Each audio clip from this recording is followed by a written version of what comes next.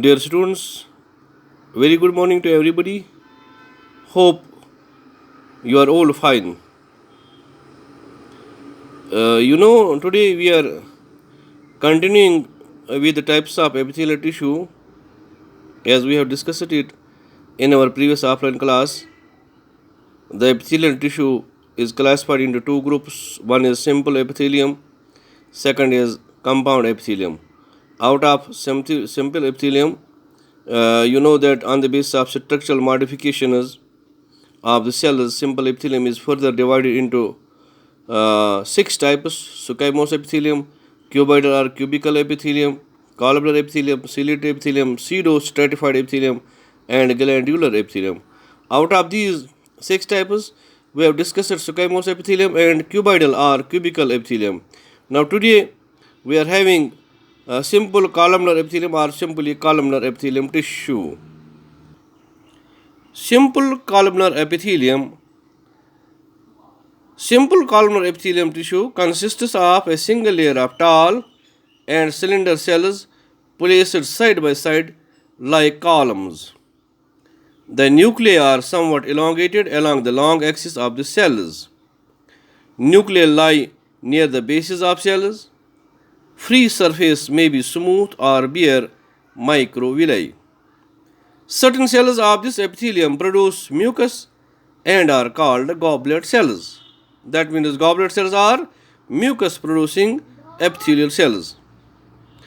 The epithelium containing mucus secreting cells is called mucosa or mucous membrane, which is present in the stomach and intestine.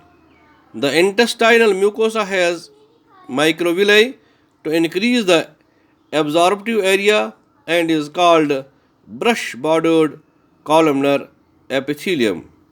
Location, that means where simple columnar epithelium is located. Simple columnar epithelium lines the stomach, intestine, gallbladder, and bile duct. It also forms the gastric glands and pancreatic lobules. Now, the functions of simple columnar epithelium. Functions include protection, secretion, and absorption. Now, another type of tissue is simple ciliated epithelium. If the columnar or cuboidal cells bear delicate hair-like outgrowths, which are called cilia, on their free surface, they are called ciliated epithelium. Mucus secreting goblet cells also occur in the ciliated epithelium. The cilia remain in rhythmic motion and create a current to transport the materials which come in contact with them. The ciliated epithelium is of two types. Number one, ciliated columnar epithelium, and number two, ciliated cuboidal epithelium. Now, number first, ciliated columnar epithelium. It consists of columnar cells which have cilia on the free surface.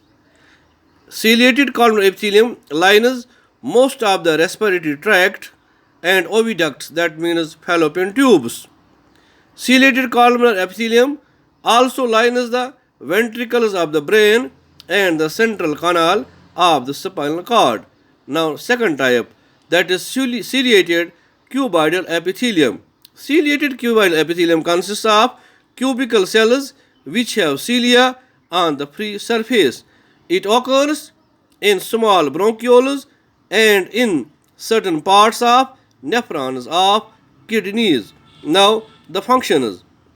In respiratory tract, it helps in expelling the mucus and particles trapped in it towards the pharynx, that is throat. In the oviducts, the cilia help to move the eggs towards the uterus. The cilia in the ventricles of the brain and central canal of spinal cord help to maintain the circulation of cerebrospinal fluid present there. In the nephrons of the kidneys, cilia keep the urine moving. Now, another type of tissue, that is pseudo-stratified epithelium. Pseudo-stratified epithelium cells are columnar but unequal in size. Long cells extend up to free surface, but the short cells do not reach the outer free surface. Just you are seeing in this small picture. Long cells have oval nuclei, short cells have rounded nuclei. Mucus secreting cells, that is the goblet cells, also occur in this epithelium. Although epithelium is one cell thick, yet it appears to be multi-layered due to the fact that nuclei lie at different levels in different cells. Hence, it is called pseudo-stratified epithelium. Pseudo-stratified epithelium is of two types. Number one, pseudo-stratified columnar epithelium, and number two, pseudo-stratified columnar ciliate epithelium. Now the first, pseudo-stratified columnar epithelium. It consists of columnar cells and occurs in the large ducts of certain glands like parotid salivary glands and the urethra of human male. Also present in the olfactory mucosa. Number second is pseudo-stratified columnar ciliated epithelium. It consists of columnar cells. Long cells have cilia at their free surface. However, short cells are without cilia. Pseudo-stratified columnar ciliated epithelium occurs in the trachea and large bronchi. Now the functions of pseudo-stratified epithelium. The functions include protection, secretion, movement of secretions from glands, urine and semen in the male urethra, movement of mucus loaded with dust, particles and bacteria from trachea towards the larynx. This was about the types of epithelial tissue. There are some other types. Inshallah, that type will be in our next offline class.